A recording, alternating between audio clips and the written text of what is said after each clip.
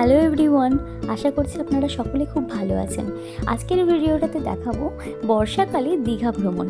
তো আমরা যাচ্ছি দীঘায়, হ্যাঁ বর্ষাকালে যাচ্ছি। তো বর্ষাকালে যেহেতু কোনোদিনই যায়নি, আপনারা কে কে বর্ষায় এইরকমভাবে দীঘায় গিয়েছেন আপনারা কমেন্টে জানাবেন।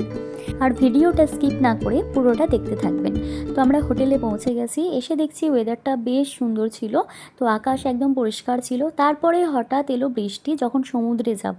তো সেই টাইমে বৃষ্টি আসার কারণে আমরা সুইমিং পুলেই চলে গেলাম, তো সমুদ্রে আর গেলাম না।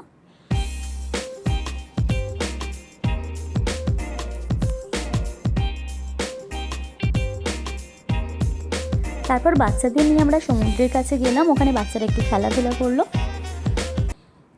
তারপর চলে গেলাম আমরা বিরিয়ানি খাওয়ার জন্য, সেই স্পেশাল বিরিয়ানি, হাজি বিরিয়ানি। তো এখানে বিরিয়ানির টেস্টটা আমার আগেও খুব ভালো লেগেছিলো। তো এখানে এসে বিরিয়ানিটা খেতেই হবে, এরকম ব্যাপার। আপনারা কে কে এসে এখানে বিরিয়ানি খেয়েছেন অবশ্যই কমেন্টে জানাবেন।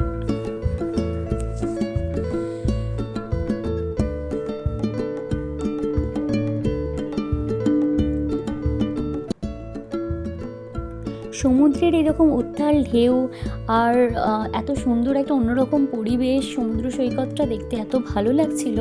তো মনটা একদম ফ্রি হয়ে গিয়েছিল এখানে এসে।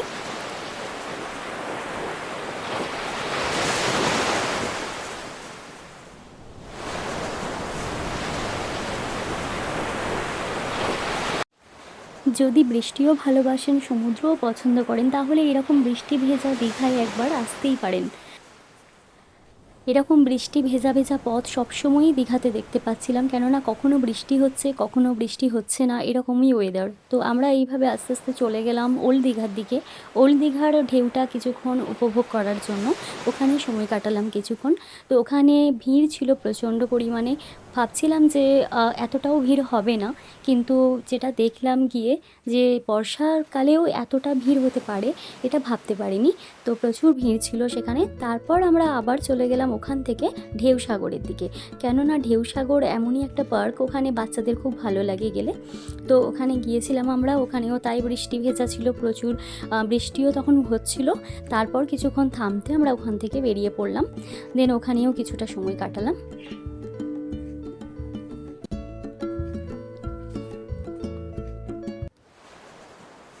সমুদ্রের এই বিশালতা, বৃষ্টির ছোঁয়া আর ঢেউয়ের গর্জন যেন মনটা অজান্তেই ভালো করে দেয়। তো খুবই ভালো লেগেছিল বর্ষাকালে এরকমভাবে দীঘায় আসা। ভিডিওটি ভালো লেগে থাকলে লাইক করবেন, সাবস্ক্রাইব করে পাশে থাকবেন, সুস্থ থাকবেন, ভালো থাকবেন।